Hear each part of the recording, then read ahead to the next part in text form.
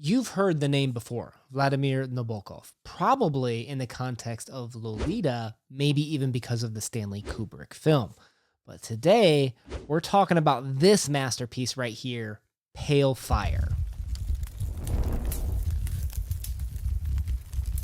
My past might not be too dissimilar from some of you out there. I've read Lolita, I've read some of his short stories, and I took a little bit of a break for a while.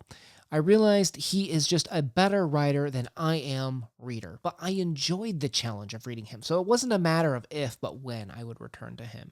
And here we go, returning finally with Pale Fire, and oh my gosh, this might be his best work yet. It is incredible what this book does. It was ranked 53rd on Modern Library's 100 Best Novels and is even first on American literary critics Larry McCaffery's 20th Century's Greatest Hits. And if you haven't heard about this and why it's so great, let me give you the lowdown today. Because when you open this book, you're immediately greeted with a foreword, a poem called Pale Fire, and then commentary and even an index. Look a little bit deeper, and you'll see the foreword was by a Charles Kinbote. And then Pale Fire is a poem written by John Shade. Where's Nabokov fit into this?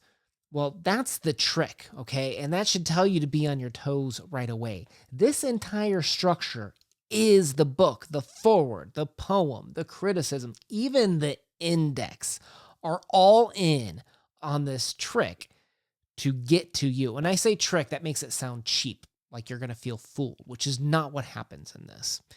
Instead, like many of Nabokov's adventures, you take one step out and you are just swept away on this literary journey. And yes, that is a terrible reference to Lord of the Rings, but you're going to have to be on your toes for this one.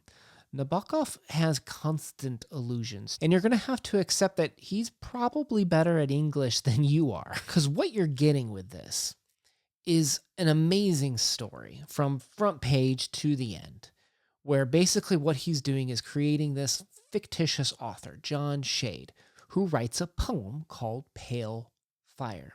And that's what's included in here. And if any of you only read that poem by itself, it's a great poem. It really is. And Nabokov really does an amazing job at writing that. And I will mess up pronunciations. I apologize.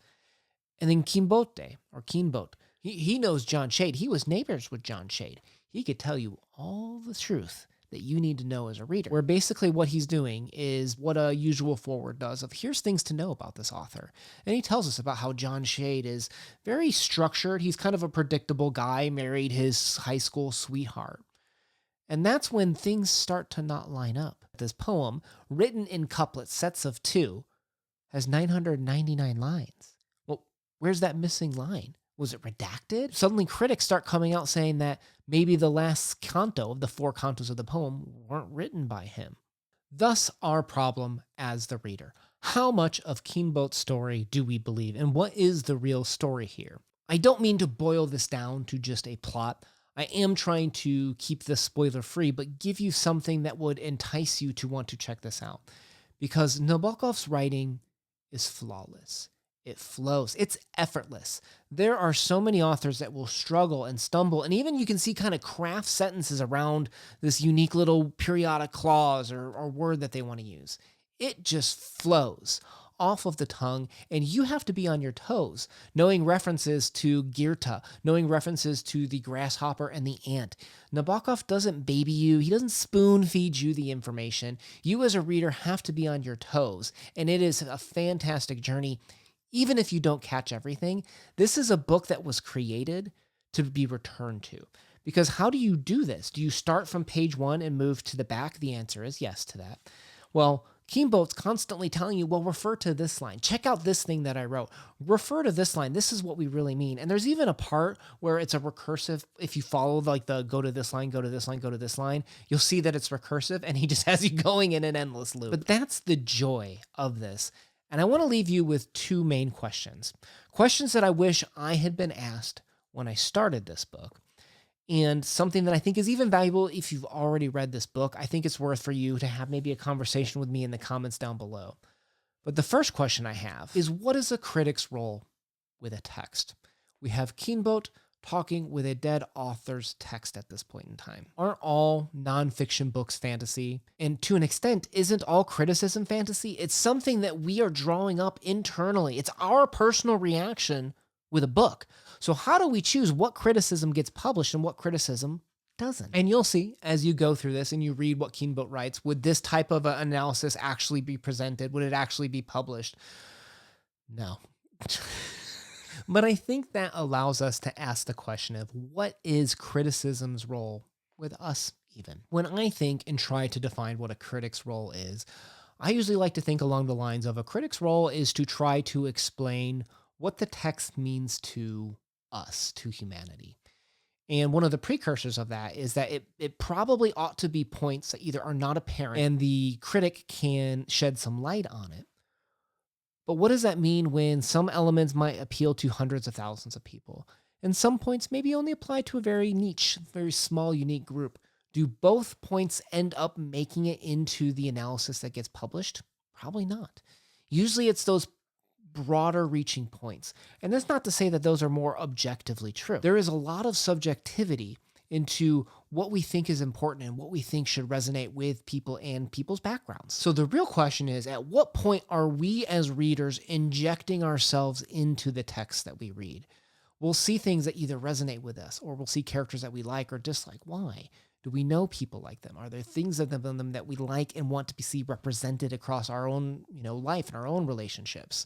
And I think that's part of what the critic's role is. So it brings me to my second question, which is what is art's purpose in our lives? Throughout this book, throughout the poem, there's tons of allusions to death, the afterlife. Is there life after life? If you are a materialist and you believe the only things in life are things that can be touched, measured, what does it mean to have a soul? What does it mean to die? Is it really just the end when that happens? And I think that's something that this book kind of explores, or at least the poem explores too. Because what we hear from authors a lot, there's this very famous idea that when you write a book, why do you write this book? Okay, sure, paycheck, that's one element. But that doesn't explain all the people out there that just write for free, those people that haven't made it yet and are just passionate about it. There's something to be said about death terrifying us. Death being the great paralyzer, creates fear in us and keeps us from moving forward and maybe even from accomplishing things. So when we end our lives, what's one way to prolong that, to put that off as long as possible? Well, maybe that's becoming immortal. And that's one of the great theories of why people create the art of the novel, of the book. It's so that our story lives on in others. And authors can kind of view that as a way of being their statue, right? People will read this for generations and kind of remember me by name, and maybe I'll even have my name on like a fund for a school or something. I don't know. But then why do we critique books is the question after that. So going back to that first one and combining it with the what is art is part of why we critique things, not just to understand each other, but also to immortalize ourselves. When our ideas are the ones other people see, and we've written this paper on the death of the author and other famous works in literature, is that not a way to piggyback, to interject ourselves into other people's arts?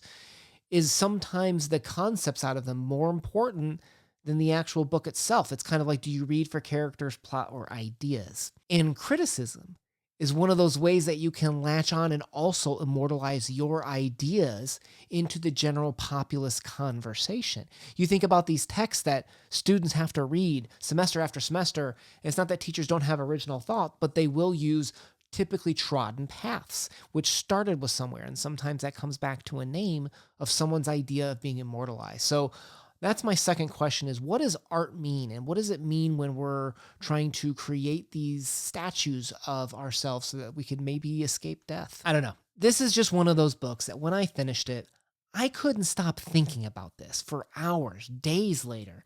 So I would love to hear your thoughts down below maybe on this, whether you've read it or whether you're thinking about reading it. Tell me how these thoughts kind of land upon you and what your thoughts were on this book. This is one of those books that fans love to debate. Fans love to talk about and defend their ideas. And I'd love to explore those with you guys. So I'm going to leave a Nabokov playlist down below if you'd like to check out other talks that we've had about his books.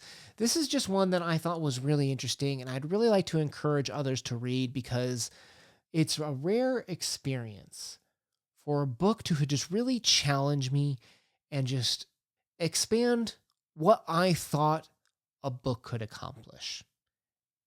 And this book smashed one of the walls, one of the limitations that I thought books could achieve.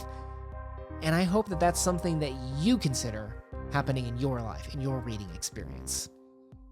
Hit that subscribe button to join us on the journey. This has been Una. Appreciate your time today, guys.